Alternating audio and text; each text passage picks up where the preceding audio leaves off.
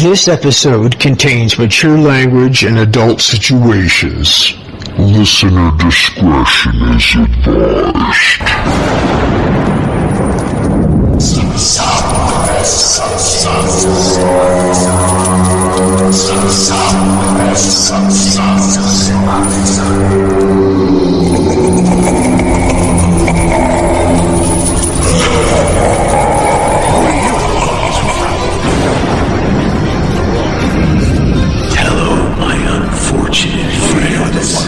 How is it that you dared stumble into my caverns of the abyss?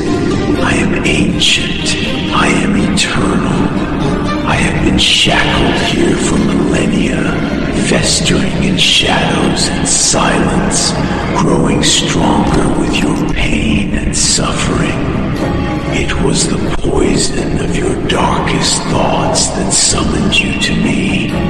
I am the Shadow Dweller, your warden, your tormentor, your only companion until the abyss swallows you whole. I have ripped open the portal between the nether realm and your fragile world. My brothers and I are unbound at last, and we come to enslave, to torment, to savor the chorus of your screams. As you trembled in fear, we fed.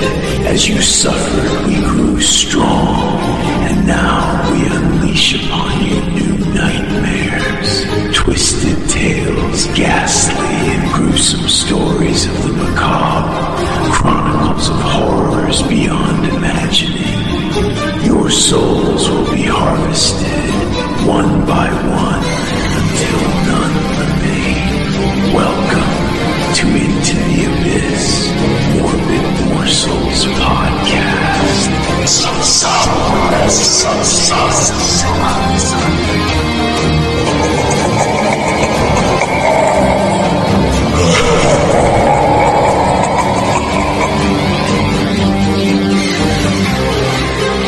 This morbid morsel is called The 12 Sleighs of Christmas.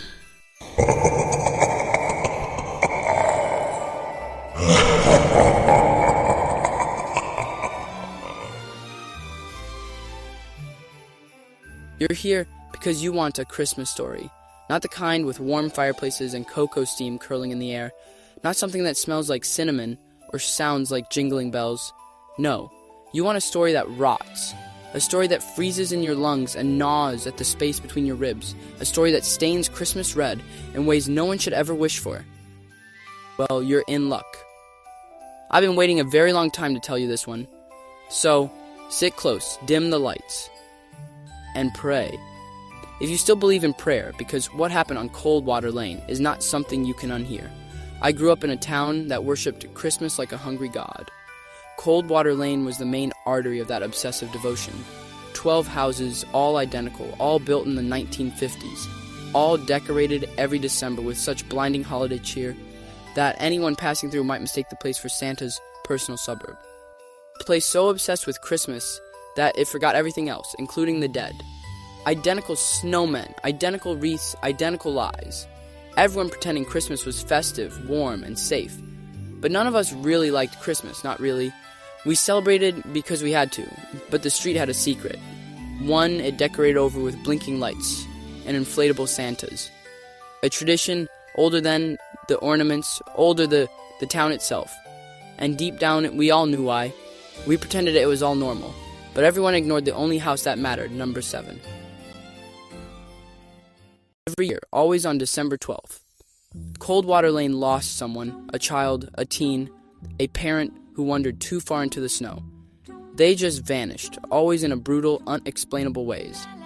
And yet our little town pretended these disappearances were the cost of living in a winter wonderland, like sacrifice, like tribute. But everyone ignored the obvious. Each time, the missing person's final screams were heard from the same house, number 7 on Coldwater Lane. The red house with peeling trim, red paint like peeled scabs, windows fogged with something thicker than condensation. Kids would dare each other to approach it, but none ever even reached the front porch. The steps were always wet, with what no one admitted. Carolers skipped that house. Mail carriers pretended it didn't exist. And the parents were experts at pretending dangerous things were normal. People said no one lived there. They lied. I was 12 that winter, the year everything changed, old enough to wonder but young enough to be taken.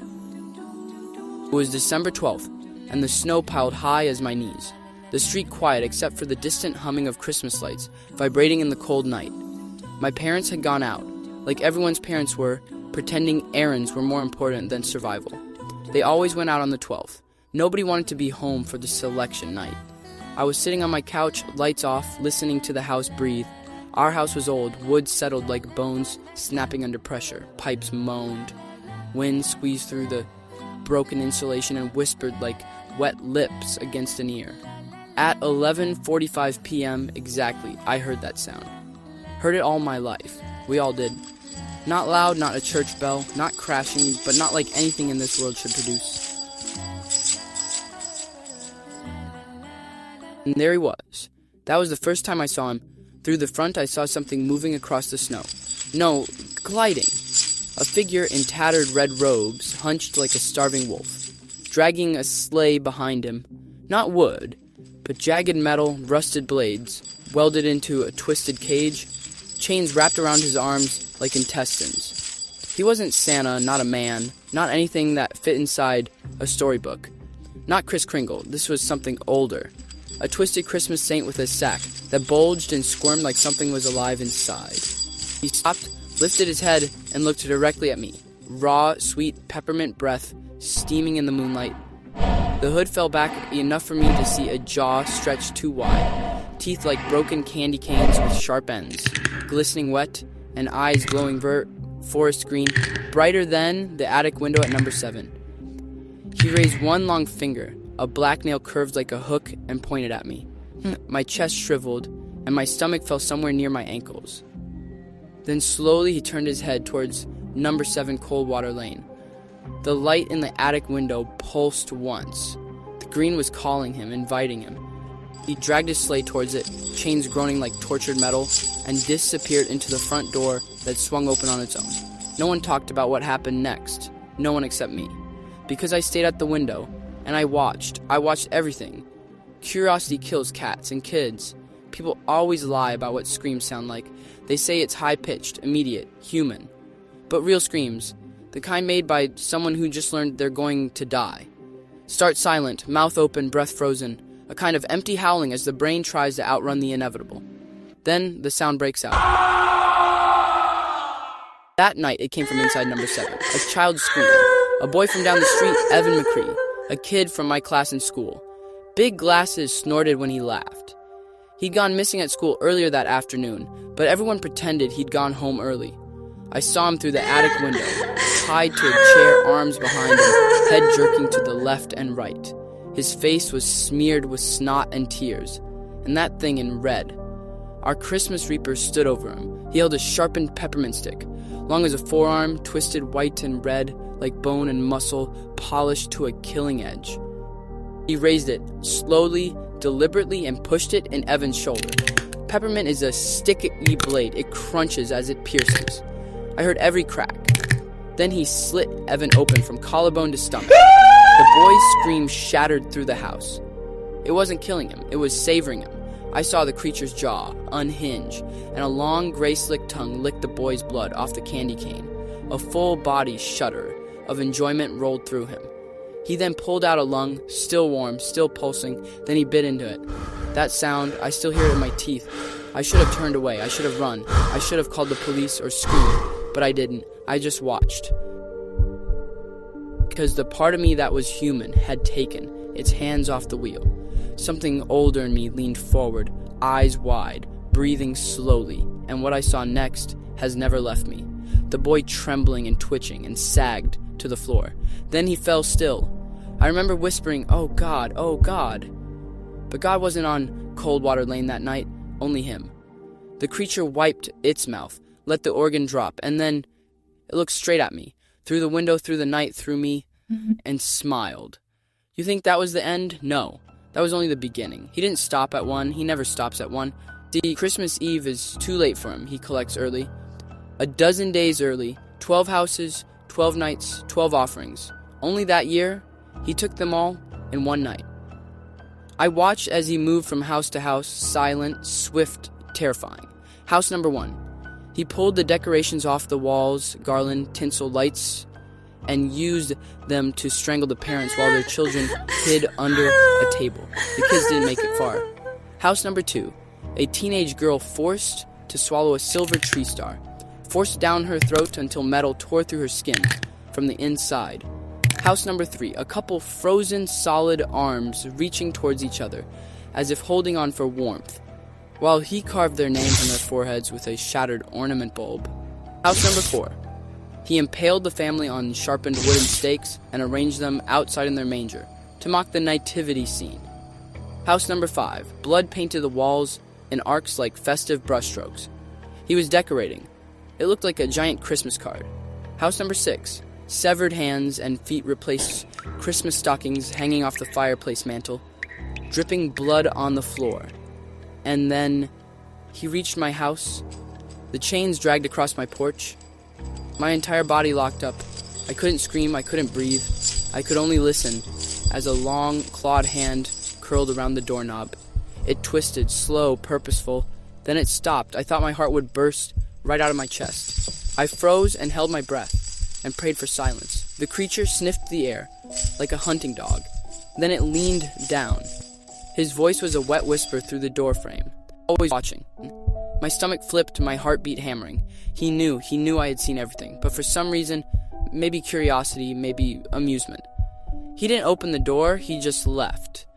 He walked back down off the steps, dragging his sleigh and chains behind him.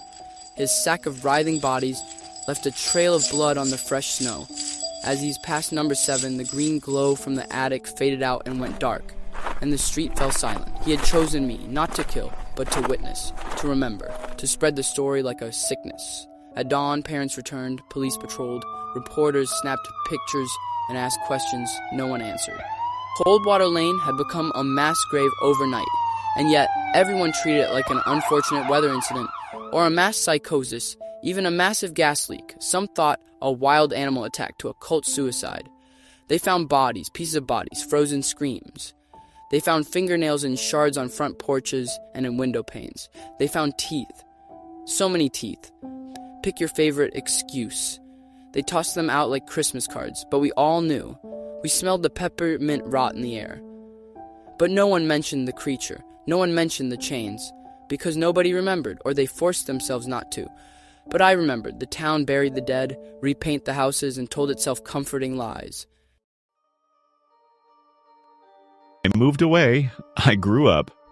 I tried to live a normal life. But each Christmas season, I'd wake up with that metallic, chain-dragging sound echoing inside my skull. Sometimes I'd see peppermint-colored scratches on my windowsill. Sometimes I'd find tinsel in my bed. And sometimes I'd smell peppermint rot in the hallway. Always on December 12th. It took years before anyone dared to buy the house number 7.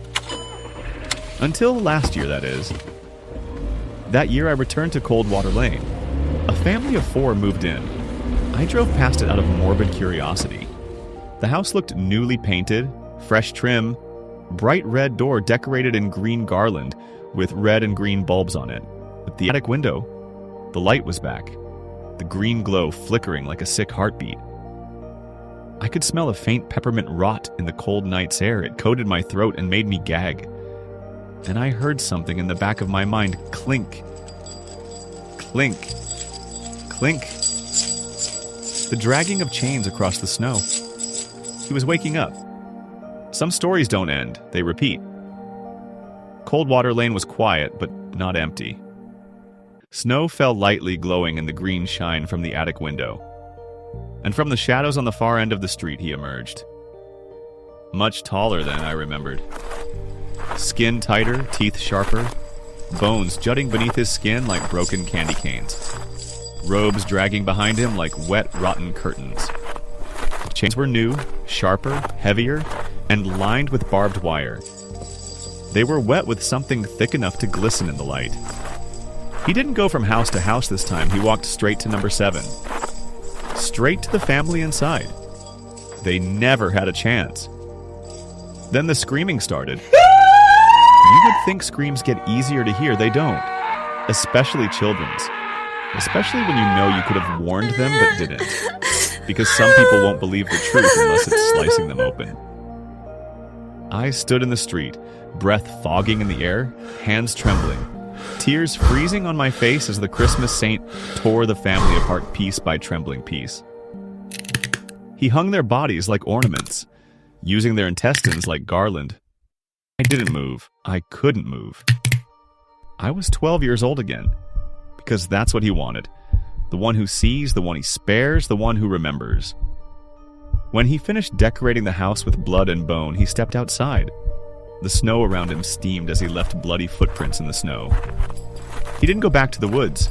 He didn't vanish in the night. He walked towards me, slow, confident, chains dragging behind him like a wedding train. He stopped inches away. His breath was hot and rancid like stale gingerbread cookies and flesh. He reached into his dirty sack and placed a small box wrapped with a blood-stained bow at my feet. He didn't speak. He didn't have to. It squirmed. I didn't want to open it. My hands moved on their own like he was puppeteering me. I slowly opened the box. Inside was a mouth. No face, just a mouth. Teeth sharp. Human lips trembling like it wanted to scream. I dropped it. Then it whispered my name and said, "We remember, now you tell them." You think you're safe because this is an audio story? But that's how he works. He doesn't need to see you, only be heard by you. So here I am, telling you, not because I want to, but because I have to. I am his Harlod. Now that you've heard this story, now that his name has touched your ears, now the chains have scraped across your imagination, he knows you. He smells you. You hear that? He's early this year. You better turn off the lights. Don't breathe too loudly. Don't look out the windows. I hope you make it till morning. Well, my friends, I guess Christmas miracles really do happen. So, if you hear chains jingling on your street this holiday, it might not be Santa Claus that you hear, but something far worse. I wouldn't even bother with the decorations. Skip that. Turn your lights out and pray it doesn't find you. Happy holidays from Into the Abyss Morbid Morsals podcast.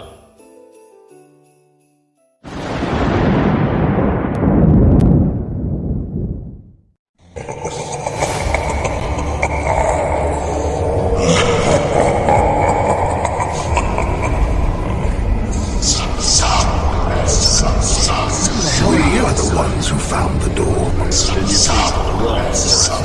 We've wandered deep enough for now.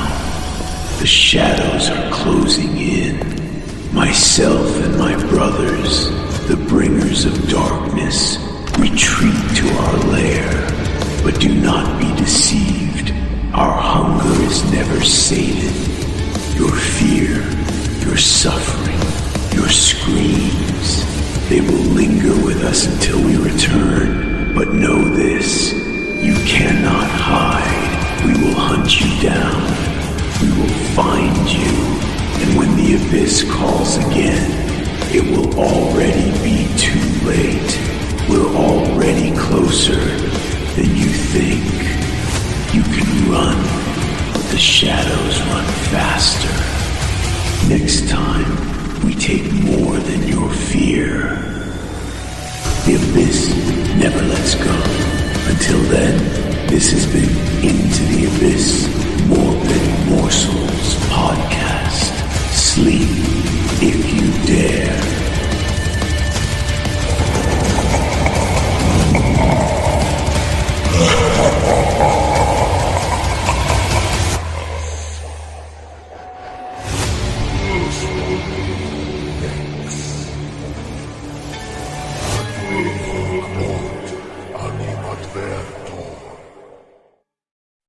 Into the Abyss Morbid Morsals podcast has been a Darkshogun production in association with Twisted Souls Media.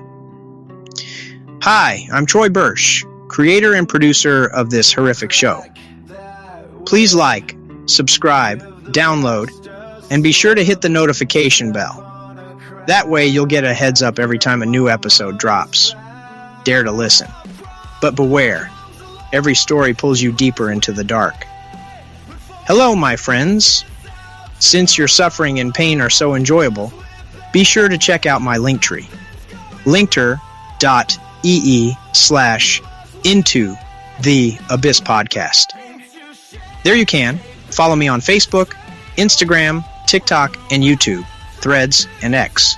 Listen to the show on your favorite podcast platforms. Listen to DJ Trill Am and We Are Legion for the dope music tracks that'll keep your heads nodding. Support the show.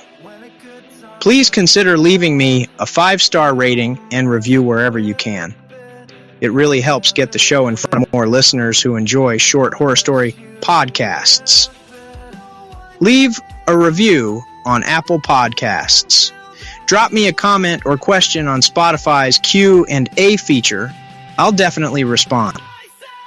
Help the show grow. Thanks again for listening and downloading. Please share the show with friends, family, or anyone who loves horror. Word of mouth is the only way we can grow. And remember, if you don't, I'll be seeing you soon in your darkest nightmares.